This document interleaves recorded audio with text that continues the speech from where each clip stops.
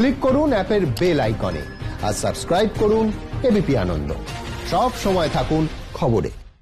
গণেশচন্দ্র অ্যাভিনিউয়ে বহুতলে বিধ্বংসী আগুন, দুজনের মৃত্যু। গতকাল রাত 10:15 নাগাদ 21 নম্বর গণেশচন্দ্র অ্যাভিনিউয়ের ওই বহুতলের নিচের তলায় মেটার ঘরে আগুন লাগে। তারপর তা দ্রুত ছড়িয়ে পড়ে 8 তলা বহুতলের ওপর পর্যন্ত।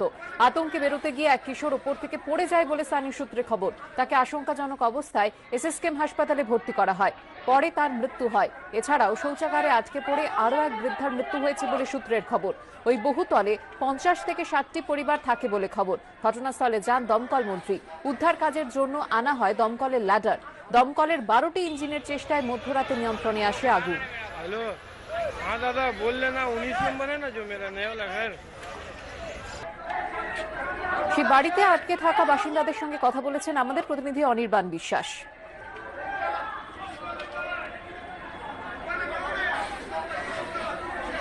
শুক্রবার রাত্রেবেলায় গণেশচন্দ্র অ্যাভিনিউতে যে বিধ্বংসী আগুন লেগেছিল বহুতলে, এবং সেই আগুনের প্রথম থেকে শেষ পর্যন্ত সাক্ষী চীনা ভদ্রলোক ওয়াই সুংলাই। 5 জেনারেশন তারা এই বিল্ডিংয়ে ছিলেন। এই বিল্ডিংয়ের সবচেয়ে পুরনো বাসিন্দা এনারা। প্রায় রাত 1:30 নাগাদ তিনি এবং তার ভাইপো তারা রেস্কিউ হয়েছেন। घर पे था उस टाइम। हम लोग फर्स्ट फ्लोर में, फर्स्ट 2 नंबर कमरा है। कैसा एक्सपीरियंस कैसे दिखा है आपने? हम लोग तो खिड़की से देखा तो वहाँ से आग फेंक रहा था ना, सब पटाखा जैसा फट रहा था, सब मीटर फट रहा। क्या बोला, मोटरसाइकिल पार्क किया हुआ था। गाड़ी वाला तो पैसा मांगता है, पार्क किया गाड़ी। लिफ्ट कमाओ में सब मोटरसाइकिल पार्क किया हुआ, 3-4 ठो लिफ्ट के सामने में, और यहाँ में सामने में कम से कम 8-10 ठो होगा। वहाँ में जब वो फटा, जब यहाँ सब पकड़ा, आग पकड़ा। कब लोग अटके थे अंदर ही में था। रात में ऑफिस आया, बोला तुम लोग निकलो जल्दी, एक करो।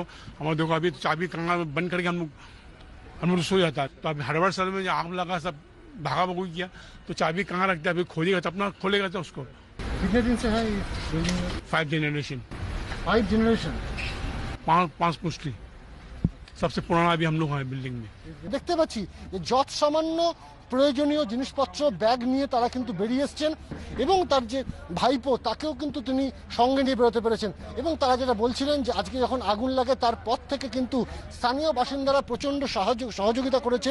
তারাই রেস্কিউ অভিযান প্রথম শুরু করে, তারপর পুলিশ এবং দমকল এসে গোটা ঘটনা নিয়ন্ত্রণে নেয়, এবং অতঃপর দমকল এবং পুলিশের সহযোগিতা তারা বাইরে বেরিয়ে এসছেন, এবং এই মুহূর্তে কিছুটা হলেও তারা হাঁপ ছেড়ে বাঁচছেন। ক্যামেরা অতনু কুণ্ডুর সাথে অনির্বাণ বিশ্বাস, এবিপি আনন্দ, কলকাতা।